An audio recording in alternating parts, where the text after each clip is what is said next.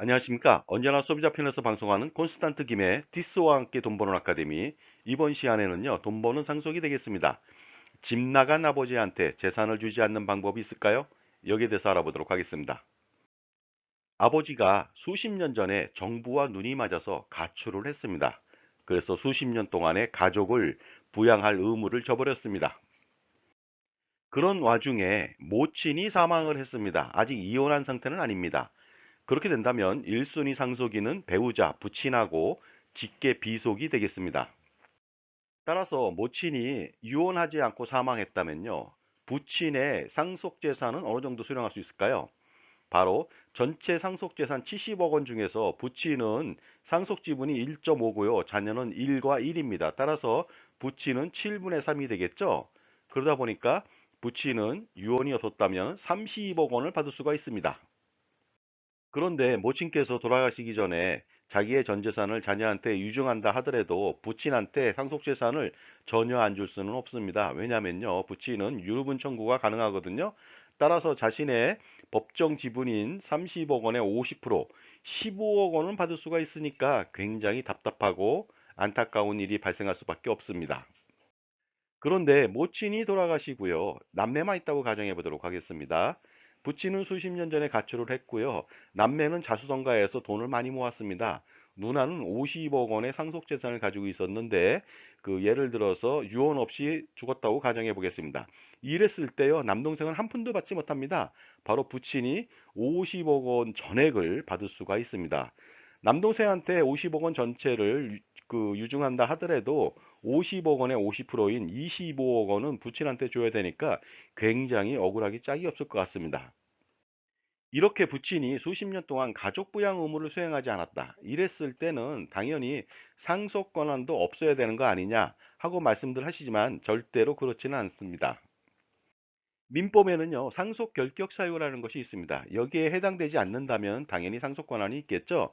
자, 첫 번째는요, 고의로 직계 존속, 피상속인 그 배우자 또는 상속의 선순위나 동순위에 있는 자를 살해하거나 살해하려고 한 자는 상속 결격 사유가 됩니다. 그리고 고의로 직계 존속, 피상속인과 그 배우자에게 상해를 가하여 사망에 이르러도 안 되고요. 사기 또는 강박으로 비상속인의 상속에 관한 유언 또는 유언의 철회를 방해해도 안 되고요. 사기 또는 강박으로 비상속인의 상속에 관한 유언을 하게 한 자도 안 되겠고요. 비상속인의 상속에 관한 유언서를 위조, 변조, 파기 또는 은닉한 사람도 안 되지만 예를 들어서 부양 의무를 저버린 자에 대한 사유는 없습니다. 그렇기 때문에 가족 부양 의무를 저버렸다 하더라도 상속 결격 사유가 절대로 되지 않습니다. 그래서 구하라법을 제정하려고 하는 움직임이 일어나고 있습니다. 이 법은 무엇이냐면요. 직계존속 또는 직계비속에 대한 보호 내지는 부양 의무를 현저하게 게을리한 자는 상속 결격 사유에 포함되어서 상속 재산을 받을 수 없게 만드는 법인데요. 아직까지는 법 제정이 이루어지지 않고 있습니다. 그런데 얼마 전 판결에는 이런 내용이 있었습니다. 가족 부양 의무를 저버린 모친한테 자녀의 사망으로 인한 사망보험금 상속권을 주지 말라고 판결을 했습니다. 그러나 아직까지 완벽하게 지급을 중지한 것은 아니고 현재 민사소송 중에 있습니다. 그런데 사망보험금과 관련돼서는요, 처음부터 계약자 수익자를 형제자매로 했다면은 모친은 절대로 사망보험을 받을 수가 없습니다.